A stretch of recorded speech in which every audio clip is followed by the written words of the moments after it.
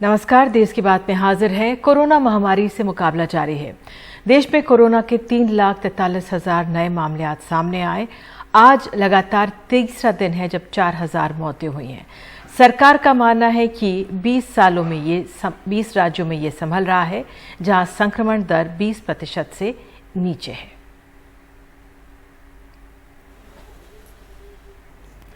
तो एक तरफ ये गंभीर संक्रमण चुनौती बना हुआ है, तो इस महामारी में कई ठग ऐसे हैं जो ऑक्सीजन, दवा और बेड दिलाने के नाम पर सैकड़ों लोगों से ऑनलाइन धोखाधड़ी कर रहे हैं। दिल्ली पुलिस ने इस तरह की फ्रॉड की शिकायत पर 100 से ज्यादा एफआईआर दर्ज की हैं। हमारे सहयोगी रवीश रंजन शुक्ला की रिपोर्ट। दिल्ली के रजत जैन को अपने रिश्तेदार के लिए रेमडेसिविर लाने को कहा गया। इस दवा का एक वॉयल करीब 900 रुपए का है, लेकिन रजत जैन को ये दवा करीब 50,000 रुपए में मिली, वो भी फिल्मी स्टाइल से। हमने यहाँ से किसी तरह रेमडेसिविर इंजेक्शन का इंतज़ाम करा और इंतज़ाम करने के बाद हम लोगों ने उसकी करीबन 300 गुना, 400 गुना या 500 गुना तक कीमत चुकाई।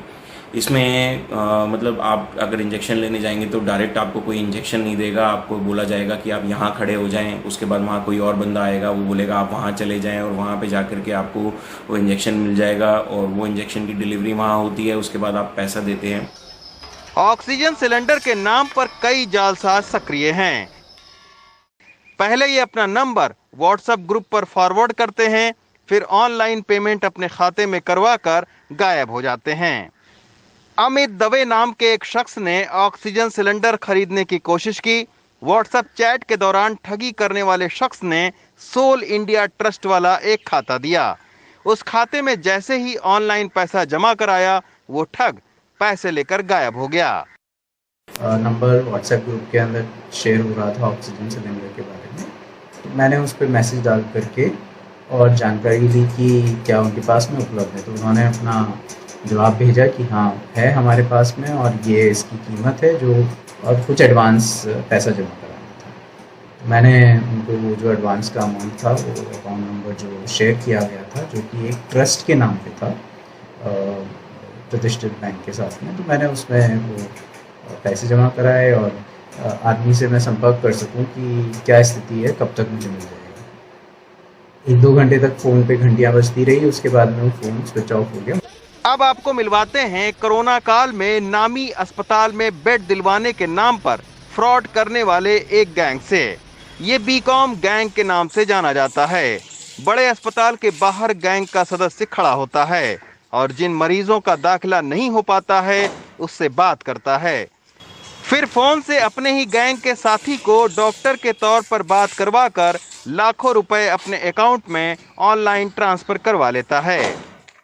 ये लोग बड़े अस्पतालों के इर्द गिर्द घूमकर कोरोना पीड़ितों के जो रिश्तेदार होते थे, उनसे एडमिशन कराने के नाम पर पैसा लिया करते थे एवं डॉक्टर अमित एवं डॉक्टर चिराग बनकर कोरोना पीड़ितों के मरीजों के उनके रिश्तेदारों से बात करा करता था एवं उनसे बैंक अकाउंट में पैसे मंगाया करता था। दिल्ली पुलिस ने 115 से ज्यादा कोरोना संक्रमण से संबंधित फ्रॉड के मामले दर्ज किए हैं। कई लोगों को पकड़ा भी है, लेकिन ये ठग कोरोना काल में लोगों की मजबूरी का फायदा कैसे उठाते हैं, ये सुनिए। कोरोना संक्रमण की इस लहर में एम्बुलेंस के नाम पर भी खूब मनमाना पैसा वसूला गया। कई एम्बुलेंस चालकों को अब पुलिस ने पकड़ा भी है। कोरोना की इस महामारी में रिपोर्टिंग के दौरान मेरा भी कई बातों को लेकर भ्रम टूटा है। हालांकि तमाम सारे लोग एक दूसरे की मदद करके राहत भी पहुंचा रहे हैं, लेकिन हमारे ही बीच ऐसे तमाम सारे ठग हैं जो ऑक्सीजन बेड ही नहीं बल्कि शमशान घाट में लकड़ी और कफन को लेकर भी लोगों के साथ फ्रॉड कर रहे हैं। हालांकि अब इस फ्रॉड को लेकर अदालत भी सख्त है और पुलिस भी कई सारे फ्रॉडियों को सलाखों के पीछे पहुंचा रही है। दिल्ली से रवीश रंजन शुक्ला, एनडीटीवी इंडिया। तो एक तरफ ठगी धोखाधड़ी हो रही है तो दूसरी तरफ जो लोग पिछले दिनों के भयावह हालात में ऑक्सीजन, बेड, दवा की किल्लत में मरीजों की मदद कर रहे थे, पुलिस उनसे पूछताछ करने पहुंची। आज सुबह यूथ कांग्रेस के अध्यक्ष श्रीनिवास बीबी से दिल्ली पुलिस ने इस आरोप पर पूछताछ की। उन्होंने दवाइयों की कालाबाजारी की। हालांकि पुलिस के अनुसार वो अदालत के कहने पर ऐसा कर रही है। अन्य दलों के नेताओं से भी पूछताछ हुई है। हमारे सहयोगी सौरभ शुक्ला ने बात की है श्रीनिवास बीवी से। हम इस वक्त यूथ कांग्रेस के दफ्तर में मौजूद हैं और आप देखेंगे मेरे पीछे श्रीनिवास, जिनसे थोड़ी देर पहले दिल्ली पुलिस की क्राइम ब्रांच की टीम पूछताछ करके गई है। राहत सामग्री और जो तमाम दवाइयाँ इन्होंने उस दौर में लोगों को दिलवाई हैं जब सरकारें फेल हो गई थी। और आप देखेंगे कि श्रीनिवास अभी भी जो राहत सामग्री है वो गाड़ी में लोड करवा रहे हैं और कहीं किसी की मदद के लिए किसी राज्य में लगातार जिस तरीके से वो 2 महीने से लगे हुए हैं वो अपना काम कर रहे हैं। श्रीनिवास, क्या क्राइम ब्रांच के लोग आए थे, क्या कुछ पूछ गए आपसे? क्राइम ब्रांच लोग आए थे, किसी ने पिटीशन डाला है, उसको लेके आप लोग किस तरीके से मदद कर रहे हैं उसका रिपोर्ट मांगा है। हमने बोल दिया हमने रिपोर्ट दे देंगे, ओवरऑल भी दे दिया है उनको, ऑफिशियली भी हमने लेटर हेड में भी दे दिया। लेटर हेड पे भी देना है आपको लेकर के? उन्होंने बोला कि कोर्ट के आदेश पर वो पूछताछ कर रहे हैं। हाँ, कोर्ट ने जो पिटीशन डाला है हाई कोर्ट में उसी को आदेश। लगातार ये कहा जा रहा है कि आप लोगों ने कहीं ना कहीं पुलिस को अंदेशा है और तमाम लोग भी ये कह रहे हैं जो शायद कुछ राजनीतिक दलों से हैं कि आप लोगों ने दवाइयों की होर्डिंग की, इलीगली आपने चीज़ों को अपने पास रखा और अपनी सुविधा के मुताबिक लोगों को दिया। देखिए, कौन क्या कह रहा है, कौन क्या बोल रहा है, हमने ज़्यादा ध्यान नहीं देता है। इस समय में लोगों को मदद करना है। क्लियर आदेश है हमारा नेता राहुल गांधी जी का, लोगों का जान बचाना है। हमने इस तरीके का कोई काम नहीं किया है। हमने सही तरीके से काम लोगों को मदद करने का एक माध्यम बन के हमने काम किया। आपको डर नहीं लगता श्रीनिवास? नहीं, डरने के लिए क्या है, इसमें गलत क्या है? हमने माध्यम बन के हमने किस तरीके के लोगों को मदद करना, वही काम हमने किया, अभी भी करते रहेंगे हम। तो क्राइम ब्रांच ने आपको कोई डेडलाइन दी कब तक आपको रिप्लाई फाइल करना है अपना? ऐसा कोई डेडलाइन नहीं दिया, जल्दी से जल्दी भेजने के लिए बोला है। उन्होंने आपको कोर्ट का आदेश दिखाया था? हाँ, उन लोग ने कुछ पेपर भी लेके आके मेरे को दिखा दिया है। उसमें और कुछ लोग भी है, शायद पता नहीं किस किस का नाम है। श्रीनिवास, आखिरी सवाल आपसे, लगभग अगर आपको रफली याद हो आपने कितने लोगों को अस्पताल में भर्ती करवाया होगा, कितने लोगों को ऑक्सीजन सिलेंडर दिलवाए होंगे? सारी हमारा पास डेटा है, हमने किसको मदद किया है, कैसे किया है, सारी हमारा पास डेटा है। हाँ, पार्टी से कुछ अभी हाईकमान से कुछ किसी ने कुछ बोला आपको? जो पूछताछ हुई और जाहिर सी बात है सोशल मीडिया पर काफ़ी आपको लेके समर्थन भी मिल रहा है आपको, उसको लेके पार्टी हाईकमान से कुछ अभी? नहीं, पार्टी हमेशा स्टैंड लेता है। पार्टी का भी सोच है इस देश को बचाना है, इस समय में लोगों को बचाना है। लोगों का हालत के ऊपर पार्टी का हमेशा चिंता है। राहुल गांधी, प्रियंका गांधी जी, सोनिया गांधी जी, इन लोगों का सभी एक ही है। दिन भर रात वो लोग भी कोऑर्डिनेट कर रहे हैं, मदद करने का कोशिश कर रहे हैं हर जगह। वो सारे पीसीसी से लगे हैं, एम्बुलेंस से लेके तमाम काम चल रहा है। तो इस समय में अभी आप क्या करेंगे श्रीनिवास? जैसे आप पहले काम करते वैसे ही करते रहेंगे या कुछ अब? नहीं, तो काम तो रुकेगा नहीं, काम तो हमने करना पड़ेगा ना। लोगों को कोई भी हमारा पास आके रिक्वेस्ट करेगा मदद के लिए, हम करते रहेंगे मदद। और अब करते हैं गोवा का। गोवा के अस्पतालों में बीती रात फिर ऑक्सीजन सप्लाई रुकने से 13 मरीजों की मौत हुई। ये लापरवाही तब हुई जब कल ही हाई कोर्ट ने राज्य सरकार को चेताया था। दरअसल कल राज्य सरकार की ओर से बताया गया था कि ऑक्सीजन की कमी नहीं है, रीफिलिंग के लिए लॉजिस्टिक्स की कमी है। अदालत ने सख्त टिप्पणी में कहा था कि हम तकनीकी और लॉजिस्टिक मुद्दों के कारण लोगों को मरने के लिए नहीं छोड़ सकते। जो भी समस्या है ठीक करें और इस बात का ख्याल रखें कि आज रात ऑक्सीजन की कमी से कोई मौत ना हो। बावजूद इसके उसी रात मरीजों की मौत सरकार पर सवाल खड़े करती है। 4 दिन में 74 मरीजों की मौत की जानकारी है। हालांकि अब सरकार ने जांच के आदेश दे दिए हैं।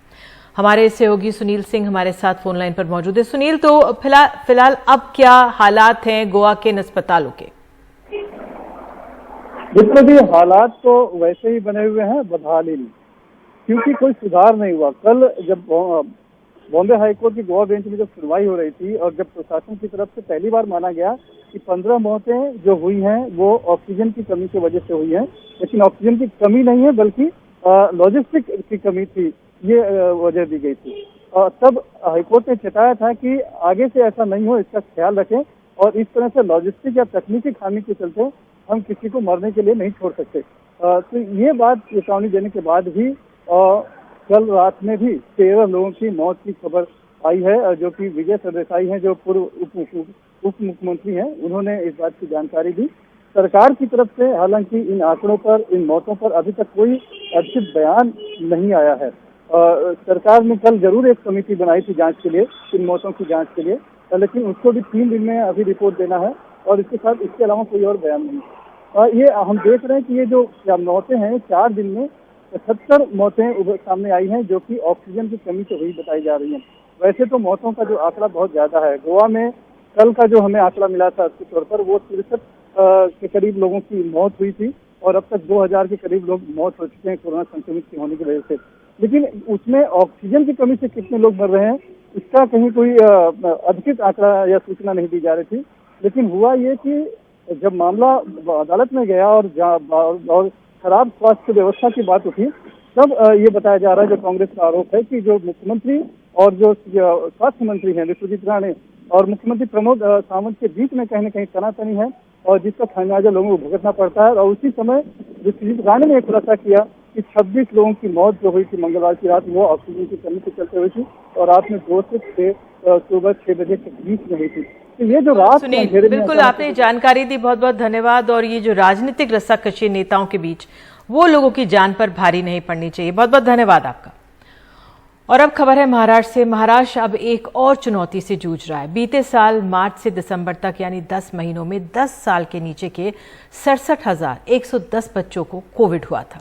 लेकिन इस साल आंकड़े परेशान करने वाले हैं। करीब 4.25 महीने में 10 साल के नीचे के 1,06,222 बच्चे संक्रमित हुए। बीते 43 दिनों में 76,000 से ज्यादा बच्चों को कोविड हुआ है। डॉक्टर्स कहते हैं कि करीब 70% बच्चों की रिपोर्ट नेगेटिव है, पर एंटीबॉडीज पॉजिटिव हैं। ऐसे बच्चे गंभीर अवस्था में अस्पताल पहुंच रहे हैं। 8 महीने का मुस्तफा 8 दिनों से बीमार है। मुंबई के केजी सुमैया अस्पताल में कुछ दिन वेंटिलेटर पर रहा। कोविड नेगेटिव है पर एंटीबॉडी पॉजिटिव। बच्चे को मल्टी सिस्टम इन्फ्लेमेटरी सिंड्रोम नाम की एक ऐसी तकलीफ है जो कोविड संक्रमण के कुछ समय बाद होती है। अब हालत में सुधार है। कुछ 8 दिन पहले इसको खांसी से सीना एकदम जकड़ रहा था, बुखार लग रहा था और मतलब 8 से थोड़े दिन पहले ऐसा लग रहा था, लेकिन इतना ज़्यादा नहीं लग रहा था। उसके बाद इसका सीना एकदम जकड़ने लगा। उसके बाद मैंने इसको पास के अस्पताल में दिखाया था, दवा लिया वहाँ से, तो इसको फ़ायदा नहीं हो रहा था। फिर मैंने एक सुमैया हॉस्पिटल में मुझे किसी ने जानकारी दी, यहाँ पर जाओ, बच्चे के डॉक्टर बहुत अच्छे बैठे हैं। यहाँ पर मैं आई और मेरा बच्चा माशाल्लाह पहले से बहुत अच्छा है। अभी बच्चों का अराउंड 40% ऑक्सीजन लग रहा है एंड जो सांस लेने को तकलीफ थी वो भी काफी ज्यादा इम्प्रूव है। एंड जो उसके ब्लड रिपोर्ट थे, इनिशियली प्लेटलेट भी उसके 12 लाख के अराउंड थे, फिर हमने एंटी प्लेटलेट थेरेपी एस्पिरिन भी चालू किया, उसको स्टीरॉइड भी चालू रखा।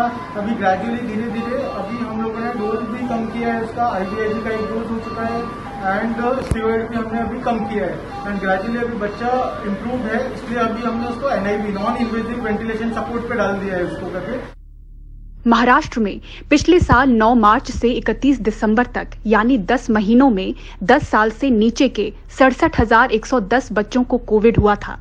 इस साल के आंकड़े हैरान करने वाले हैं। 1 अप्रैल से 13 मई तक यानी महज 43 दिनों में ही 10 साल से नीचे के 76,401 बच्चे कोरोना संक्रमित हो चुके हैं। इस साल 1 जनवरी से 12 मई तक 10 साल की उम्र से नीचे के कुल 1,06,222 बच्चों को संक्रमण हो चुका है। करीब 72% मामले बीते 43 दिनों में ही दिख गए। इनमें 13,152 संक्रमित बच्चे 4 साल से नीचे के हैं।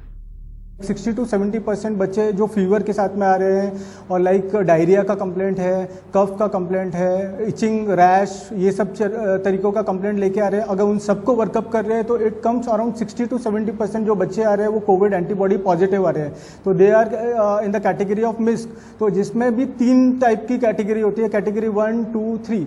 जो 1 कैटेगरी है उसमें कैसा रहता है कि जो mild fever with covid antibody titres positive. जो कैटेगरी 2 है उसमें fever will be high grade and high antibody titer and high inflammatory marker also, जैसे कि फेरेटिन, डी डाइमर, CRP, ये सब चीज़ें बहुत हाई रहेगा। एंड थर्ड कैटेगरी वो सबसे ज़्यादा खतरनाक कैटेगरी है, उसमें बच्चा आ रहा है शॉक के साथ में, लाइक हाइपोटेंसिव शॉक, बीपी बहुत कम हो रहा है बच्चों का, और जिस कंडीशन में आते हैं वो बिल्कुल भी वक्त नहीं दे पाते हैं कि उनको अगर इमरजेंसी एकदम इमीडिएटली ट्रीटमेंट नहीं चालू किया तो उनकी जान को बहुत ज़्यादा धोखा रहता है। तो उनमें high dose of steroid and high dose of IVIG का रोल रहता है, वेंटिलेटरी सपोर्ट का रोल रहता है। मुंबई के KJ सोमैया अस्पताल में नवजात बच्चों के लिए नए ICU बेड जोड़े गए हैं। बड़ों के मुकाबले बच्चों के अस्पताल और ICU बेड बेहद कम हैं। ऐसे में बच्चों में बढ़ते मामले और तीसरी लहर की तैयारी के लिए बच्चों के ICU बेड बढ़ाने शुरू हो चुके हैं। जानकारों की हिदायत है कि नन्हे बच्चे अपनी तकलीफ बयान नहीं कर सकते, इसलिए कोविड रिपोर्ट और जांच पर नहीं बल्कि बच्चों में दिख रहे हल्के लक्षण पर ही सावधान हो जाएं और फौरन डॉक्टर को संपर्क करें। मुंबई से पूजा भारद्वाज, NDTV इंडिया। और देश की बात में आगे, भोपाल में शोधकर्ताओं ने कोरोना नियमों के उल्लंघन पर अलर्ट के लिए बनाया यंत्र।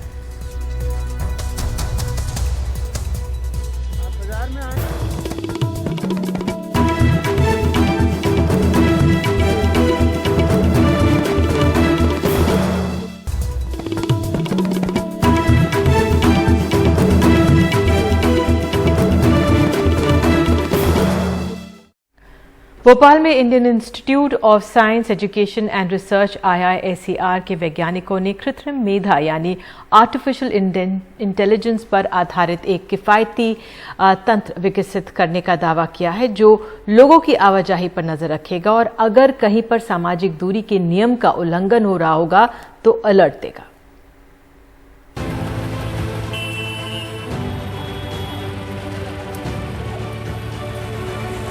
आप बाजार में आए, इतनी भीड़ है, बच्चे भी साथ में मास्क वगैरह नहीं पहना। सर वो मास्क भूल गए। मैडम इतनी भीड़ है, आप लोगों ने मास्क नहीं लगाया।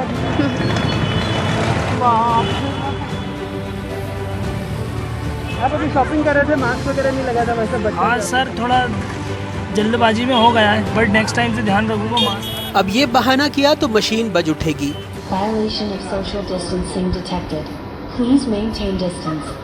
भोपाल के Indian institute of science education and research ने आर्टिफिशियल इंटेलिजेंस और मशीन लर्निंग से लैस ये निगरानी सिस्टम बनाया है जो आसानी से पता लगा लेगा कि स्कूल, कॉलेज, बाजार या किसी अन्य सार्वजनिक संस्थान की जगह पर सोशल डिस्टेंसिंग का पालन हो रहा है या नहीं, वहाँ मौजूद लोगों ने मास्क पहना है या नहीं।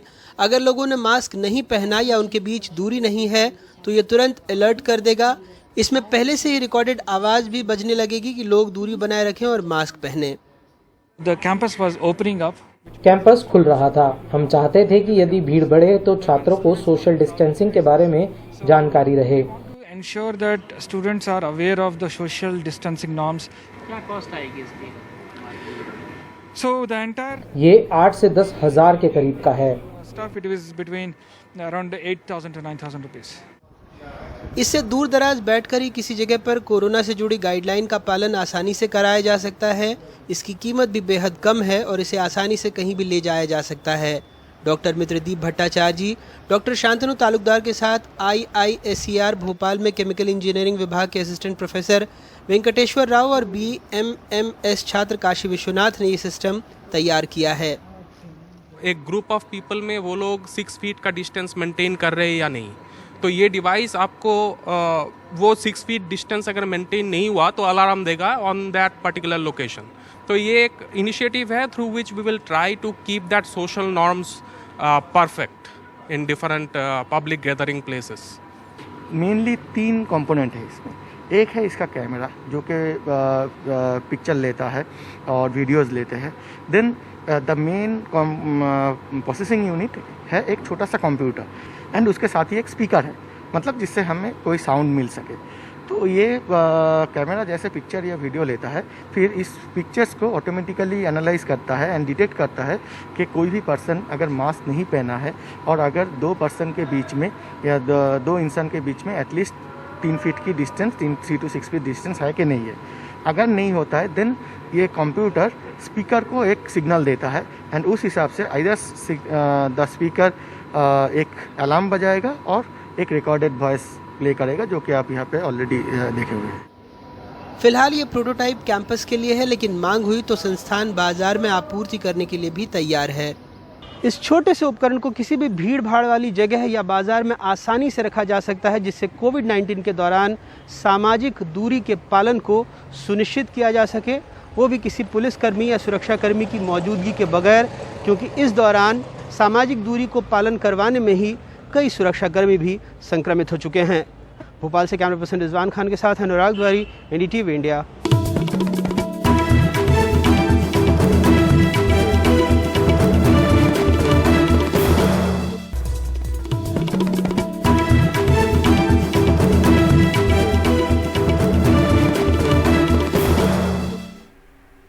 आज ईद का त्यौहार मनाया जा रहा है, लेकिन कोरोना महामारी के में जो नियम हैं उनके कारण कम लोग ही नमाज के लिए मस्जिदों में पहुंचे।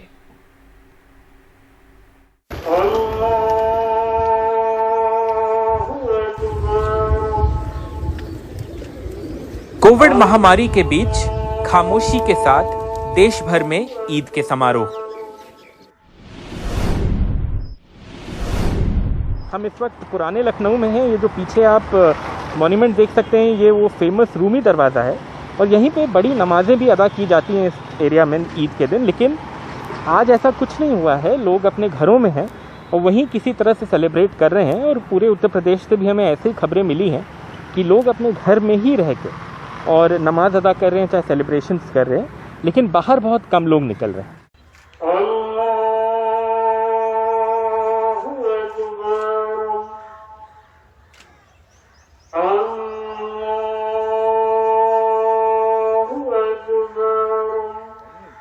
हमारे यहाँ ईदगाह लखनऊ में जहाँ लाखों का मजमा नमाजियों का होता था, आज सिर्फ और सिर्फ 5 लोगों ने नमाज अदा की है और नमाज के बाद अल्लाह से ये दुआ की कि अल्लाह हमारे मुल्क से और पूरी दुनिया से कोविड-19 का हमेशा हमेशा के लिए खात्मा कर दे। 1400 किलोमीटर दूर श्रीनगर में और कश्मीर में कड़े लॉकडाउन के बीच ईद मनाई गई। श्रीनगर की जामा मस्जिद तकरीबन 1 महीने से बंद है। ये पहली बार नहीं है कि जहाँ पे असम में कोविड पेंडेमिक के कारण ईद नहीं हो पाया, ईद नहीं मना पाए लोग, पब्लिकली लोग एक दूसरे से नहीं मिल पाए। इसके पहले भी पिछले साल जब ईद आई थी तब भी असम में लोग पब्लिकली नमाज पढ़ नहीं पाए थे, क्योंकि पूरे लॉक एंड की करके रखे हुए हैं। हम इस वक्त हैं बूढ़ा जामे मस्जिद, जो कि गुवाहाटी का एक बहुत पुराना और प्रसिद्ध मस्जिद है, और इसलिए लोग अपने घरों के अंदर ही इस बार असम में ईद मना रहे हैं।